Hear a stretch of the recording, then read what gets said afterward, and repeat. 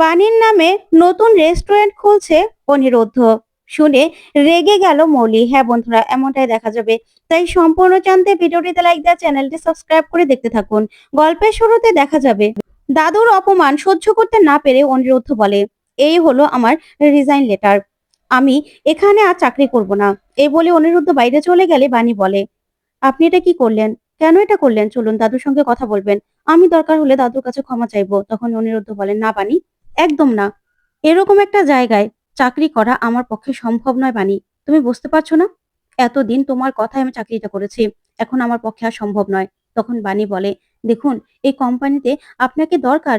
তাহলে আপনি এভাবে কোম্পানি ছেড়ে চলে গেলে কি হবে বুঝতে পারছেন? তখন অনিরুদ্ধ বলে, না, এখানে আমাকে দরকার নেই। কারণ আমাকে শুধু সিইও পদ থেকে সরিয়ে দেওয়া হয়েছে। এই কোম্পানিতে আমার কোনো মূল্য নেই। আমার কথার কোনো দাম নেই। তাহলে সেইখানে আমাকে বারবার করে হেনস্থা করা হয়। তারপর এখানে আমি কেন চাকরি করব বানি? কেন? তারপরেও এতদিন আমি মুখ বন্ধ করে পড়েছিলাম। রাতের পর রাত ডিউটি করেছি। তারপরেও মৌলি আমাকে বলতো, আমি নাকি এখানে ঘুরতে আসি, কাজ করি না। আমি নাকি অফিসটাকে পার্ক মনে করি। তারপরেও আমি কিচ্ছু মনে করিনি। কিন্তু আজকে যেটা হলো, সেটা আমি কোনোভাবেই সহ্য করব না। আমি আমার স্ত্রীর অসম্মান কিছুতেই সহ্য করব না বানি। তোমাকে তোমাকে অপমান করার সাহস তারা কি করে পেল?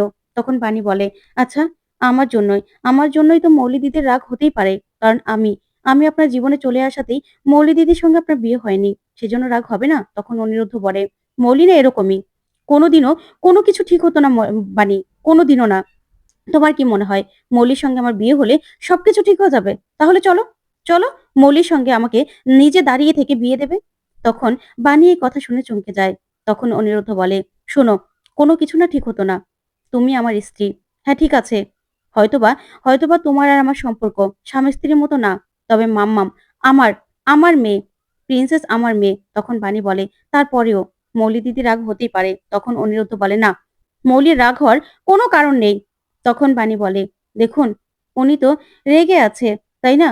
রাগটা পড়ে গেলেই ঠিক হয়ে যেত। কিন্তু আপনি এরকম ভাবে চাকরিটা ছেড়ে দেবেন? তখন অনিরুদ্ধ বলে, দেখো, দেখো বানি, তোমার সঙ্গে যদি আমার কোনো রকম কোনো সম্পর্ক নাও থাকে, তোমার কাছে আমি আমার স্বামীর অধিকার কোনোদিনও চাইবো না। তবে প্রিন্সেস, প্রিন্সেস শুধু আমার সন্তান। প্রিন্সেসকে আমি কিছুতেই হারাবো না, কিছুতেই না। আমি মৌলিকে বিয়ে করব, তারপরে তুমি প্রিন্সেসকে নিয়ে আবারও সেই আগের জায়গায় ফিরে যাবে, সেটা আমি কিছুতেই হতে দিতে পারি না। তোমাদের তোমাদের জীবনটা আমি অনিশ্চিত করতে পারি না। কিছুতেই না। এই কোম্পানিতে আমি চাকরি করব না।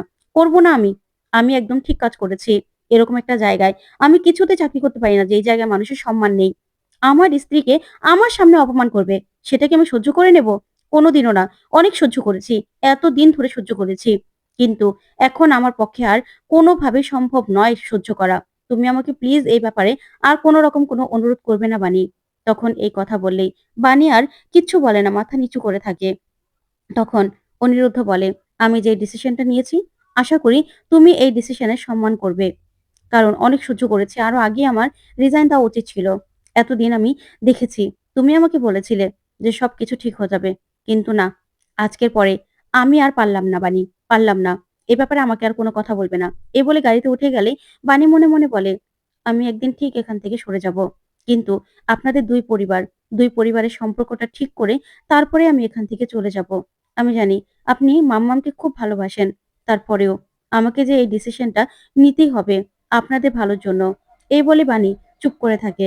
ওইদিকে দেখা যাবে নকুলের বাড়িতে হঠাৎ করে নয়নতারা দেবী যায়। অনেক গিফট, অনেক কিছু নিয়ে। তখন তো নকুল, আর্য, অন্তরা সবাই চমকে যায় আর বলে, এ কি, এত কিছু নিয়ে আপনি এসেছেন? তখন নয়নতারা একটা গান বাজিয়ে নাচ করতে থাকে। তখন নাচ দেখে নকুল বলে, এই গানটা বন্ধ করো। তখন নকুলের বউ গানটা বন্ধ করলেই তখন নকুল বলে, কি হয়েছে মা? তুমি এখানে তুমি এখানে কেন এসেছো? আবার নিশ্চয়ই কারো সর্বনাশ করেছো, তাই না? তখন নয়নতারা দেবী বলে, হ্যাঁ, সর্বনাশ তো হয়েছে। তোমাদের ও অনিরুদ্ধর চাকরি চলে গেছে। ওর না চাকরিটা চলে গেছে। এবার এবার কেমন হবে? কেমন লাগবে বলো তো? ওই বাণী, ওই বাণীর জন্য ওর চাকরিটা চলে গেছে। ওই বাণী যতদিন ওর জীবনে থাকবে না, ততদিন পর্যন্ত ওর জীবনে কোনো রকম কোনো শান্তি হবে না। তখন নকুল বলে, এসব কি বলছো বলো তো তুমি? এসবের জন্য কে দায়ী, তুমি? তখন নয়নতারা দেবী হাসে আর বলে, না না, আমি কেন হব? এসব কিছুর জন্য বাণী দায়ী, বাণী। তখন অন্তরা বলে, দাদা ভাইয়ের চাকরি চলে গেছে? তখন আর্য বলে, অবশ্যই না, নিশ্চয়ই অনিরুদ্ধ দা নিজেই রিজাইন করেছে, কারণ সেখানে অনিরুদ্ধ দার থাকার কোনো কারণ ছিল না। যে কোম্পানিতে তার সম্মান নেই সেখানে না থাকাই ভালো। তখন নয়নতারা দেবী বলে, যাই হোক না কেন, সেই বের করে দেওয়া হোক আর নিজে ছেড়ে দেওয়া হোক, একই তো হলো। এখন না অনিরুদ্ধ বেকার বেকার, ঠিক হয়েছে একদম। ওই বাণী যতদিন ওর জীবনে আছে ততদিন এরকমই হবে। তখন আর্য বলে, মোটেও না। এবার এবার অনিরুদ্ধ দাদা স্বাধীন। এবার সে নিজের কোম্পানি খুলতে পারবে। তখন নকুল খুশি হয়ে যায়। ওইদিকে নয়নতারার মুখটা একদম ফ্যাকাশে হয়ে যায়। তখন নয়নতারার কাছে এসে নকুল বলে, কি মা, মুখটা ফ্যাকাশে হয়ে গেল তো? শোনো, অনিরুদ্ধ না ঠিক কাজ করেছে। এবার অনিরুদ্ধ স্বাধীন। এবার নিজে মাথা উঁচু করে নিজের কোম্পানি দাঁড় করাবে অনিরুদ্ধ। দেখো না, তোমাদের কোম্পানির মাথা ছিল অনিরুদ্ধ। অনিরুদ্ধর মতো একজন মানুষ হারানো না তোমাদের কোম্পানির জন্য মোটেও ভালো নয়। অনিরুদ্ধর জন্যই কোম্পানিটা দাঁড়িয়েছিল। এবার একদম বেশ হয়েছে, বেশ হয়েছে। এবার অনিরুদ্ধ নিজের মতো করে সব কাজ করবে। তখন নয়নতারা দেবী বলে, এত সহজ না যে সব কাজ করবে ওই বাণী। যতদিন ও জীবনে আছে ওর জীবনটা না পুরো শেষ হয়ে যাবে। তখনই নকুলের বউ বলে, এবার তো শেষ হবে না আপনারা, দিন শুরু হয়ে গেছে। তখন আর্য এসে নয়নতারাকে বলে, দাদা না শেষ হবে না, দাদা নিজে মাথা উঁচু করে ব্যবসা দিবে। তখনই নকুল নকুল নয়নতারাকে বলে, কি মা, এই কাজটা কে করেছে? তোমার নাতনি, তাই না? তখন নয়নতারা বলে, শোন শোন নকুল, ওই বাণী, ওই ডাকাত রানীর জন্য তোর এত কিসের মায়া রে? তখন নকুল বলে, শোনো মা, ওনা কোনো অনাথ নয়। তখনই এই কথাতে নয়নতারা বলে, মানে অনাথ নয় মানে? তখন নকুল বলে, হ্যাঁ, আমার ভাইজি, আমাকে কাকা বলে ডাকে তো, সেই জন্য বাণী আমার ভাইজি। আর তুমি দেখো, অনিরুদ্ধ অনিরুদ্ধ না খুব ভালো থাকবে, খুব ভালো থাকবে। তখন নয়নতারা বলে, এত সহজ নয়, ভালো থাকা এত সহজ নয়। এই বলে সেখান থেকে বেরিয়ে যায়। ওইদিকে দেখা যাবে ঈশানী আর পিনাকির মন খারাপ। তখনই মৌলি আসে আর এসে বলে, মম ড্যাড, তোমরা এখানে বসে আছো, চলো না আমরা লাঞ্চ করতে যাই। তখন ঈশানী বলে, মৌলি, তুমি কি কখনো সিরিয়াস হবে না তোমার এই ব্যাপারে? এখন এই সময় ইচ্ছে করছে দুপুরে লাঞ্চ করতে বাইরে যেতে? তখনই মৌলি বলে, কেন মম, কি হয়েছে? আমি তো কিছু বুঝতে পারছি না, কি হয়েছে? কিছু তো হয়নি। তখন পিনাকি বলে, আসলে অনিরুদ্ধর এভাবে চাকরি ছাড়াটা আমরা আমরা কিছুতে মেনে নিতে পারছি না। বাবা এরকম একটা ভুল কাজ কি করে করলো? লেটারটা, রিজাইন লেটারটা কি করে অ্যাকসেপ্ট করলো? তখন ঈশানী বলে, আচ্ছা পিনাকি, তুমি একটু কথা বলে দেখতে পারো না? কারণ অনিরুদ্ধর আমাদের কোম্পানিতে থাকা খুব বেশি দরকার ছিল। তখনই সেখানে নয়নতারা দেবী চলে আসে। তখন ঈশানী বলে, হ্যাঁ। ওইদিকে অনিরুদ্ধের মাকে বলে, চাকরি ছেড়ে দিয়েছে। তখন সাথী বলে, কি বলছিস তুই, তুই চাকরিটা ছেড়ে দিলি? তখন অনিরুদ্ধ বলে, হ্যাঁ মা, এতদিন অনেক সহ্য করেছি, আমি আর সহ্য করতে পারলাম না। তখন সাথী বলে, আগে তো আমাকে কিছু বললি না? তখন অনিরুদ্ধ বলে, আমি নিজেই তো জানতাম না যে চাকরিটা ছেড়ে দেব, কিন্তু চাকরিটা ছেড়ে দিয়েছি। একদম ঠিক কাজ হয়েছে। যেখানে এইভাবে মানুষকে ছোট করা হয়, মানুষকে অপমান করা হয়, সেখানে অন্তত আমি চাকরি করতে পারবো না মা। দাদু, মৌলি ঠিক আছে, মৌলি সব সময় বাণীকে অপমান করে, তারপরেও দাদু বড় মানুষ হয়ে দাদু কি করে এই কাজটা করলো? কি করে মা? আমি না কিছুতেই বুঝতে পারছি না। দাদু এইভাবে বাণীকে অপমান করলো, আমি সেটা কিছুতেই মেনে নেব না। ওখানে আমি কিছুতেই চাকরি করব না। ওইদিকে এই কথা শুনে বাণী অবাক হয়। তারপরে দেখা যাবে পিনাকি বলে, তুমি জানো না যে অনিরুদ্ধ আমাদের জন্য কি ছিল, আমাদের কোম্পানির জন্য কি ছিল মৌলি? কারণ তোমার তোমার অনিরুদ্ধকে দরকার, তোমার কাজের জন্য অনিরুদ্ধকে দরকার ছিল। অনিরুদ্ধ পড়াশোনা জানা, ওর এত ব্রিলিয়ান্ট, আর তুমি কিনা ওকে ধরে রাখতে পারলে না। তখন মৌলি বলে, আমি চেষ্টা করেছি ড্যাড, বিশ্বাস করো, কিন্তু কোনোভাবে সিচুয়েশনটা হ্যান্ডেল করতে পারিনি। দাদু এত পরিমাণ রেগে গিয়েছিল না, কি বলবো, বাণী থাকা দিত, সবকিছু বাণীর জন্য। তখন ঈশানী চমকে যায়। তখনই নয়নতারা বলে, সেখানেও বাণী, বাণী সেখানে পৌঁছে গিয়েছিল? তখন মৌলি বলে, আর বলছি কি গ্র্যান্ড মামি, বাণীও সেখানে পৌঁছে গেছিল। তখন নয়নতারা বলে, আমি বলছি তো, ওই বাণী যতদিন এই পরিবারে থাকবে ততদিন এই পরিবারে কোনো সুখ শান্তি থাকবে না। তখন মৌলি বলে, আমি জানি মা, তুমি তুমি বাণীকে খুব পছন্দ করো, তারপরেও বাণী যাওয়াতেই তো এত ঝামেলা হলো।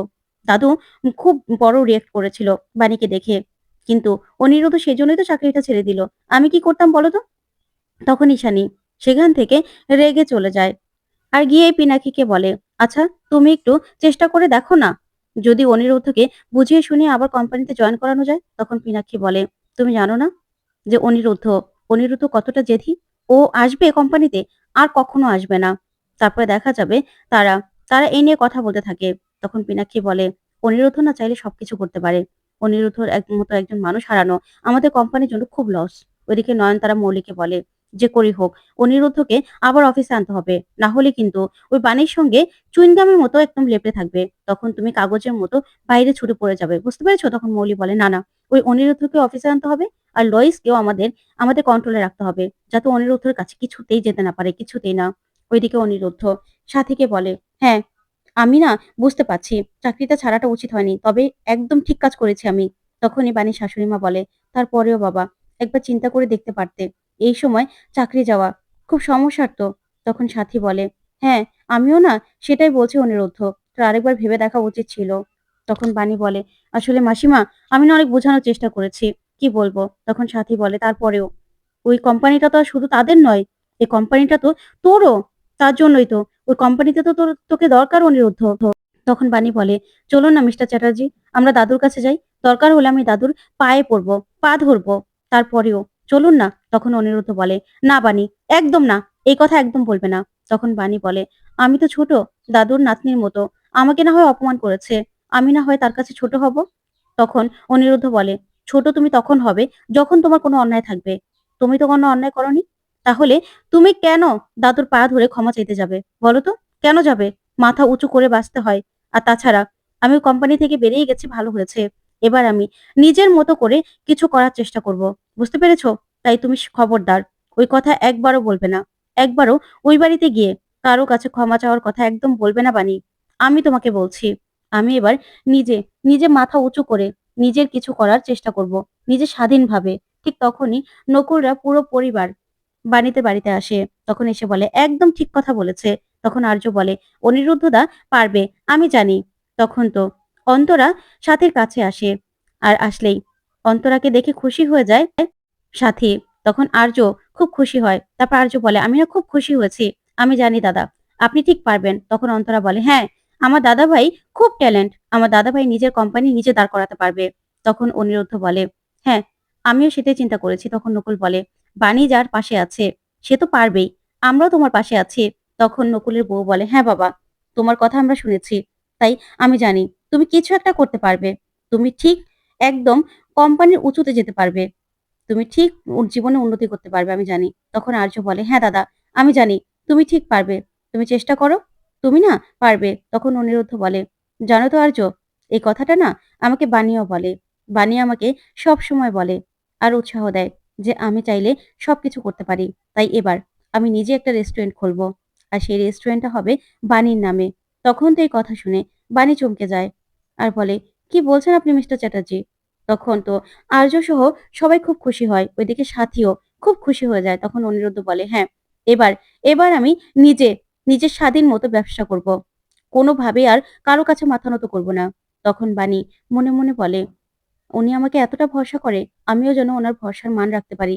তুমি দেখো, তুমি দেখো ঠাকুর।" এই বলেই বাণী প্রার্থনা করতে থাকে। তখন বাণী বলে, "আপনার উপর আমার পূর্ণ ভরসা আছে।" তখন অনিরুদ্ধ বলে, তুমি আমার পাশে থাকবে তো বানি?" তখন বানি বলে, "আমি সবসময় আপনার পাশে আছি। আমি জানি আপনি ঠিক পারবেন।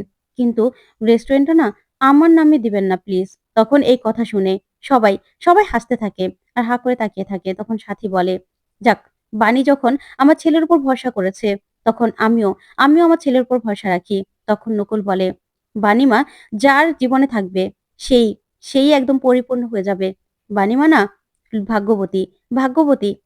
তার ভাগ্য সবার দিকে ছড়িয়ে দেয়।" তখন তো বাণীর শাশুড়ি নকুলের দিকে তাকিয়ে থাকে আর মনে, মনে বলে, "উনি কিছু একটা জানে মনে হচ্ছে বাণীকে নিয়ে। না হলে এরকম ভাবে কেন বলে?" তখনই নকুলকে বাইরে গিয়ে বাণীর শাশুড়ি বলে, "আচ্ছা, সেদিন আপনি আমার ভাইয়ের ব্যাপারে কত কিছু জিজ্ঞাসা করলেন। আপনি মনে হয় বাণীর ব্যাপারে কিছু জানেন, তাই না?" তখন তো নকুল বাণীর শাশুড়ি মায়ের কথা শুনে চমকে যায়। তখন বাণীর শাশুড়ি মা বলে, "হ্যাঁ, আমার মনে হচ্ছে আমার মনে হচ্ছে আপনি সবটা জানেন। না হলে বাণী যে আমার ভাইয়ের কুড়িয়ে পাওয়া মেয়ে, সেটাও আপনি জানেন। কিন্তু তারপরেও বাণীর প্রতি আপনার কিসের এত মায়া? বলুন আমাকে, বলুন।" তো বন্ধুরা কেমন লাগলো আজকের আপডেট? কমেন্ট করে জানাতে ভুলবে না। ধন্যবাদ।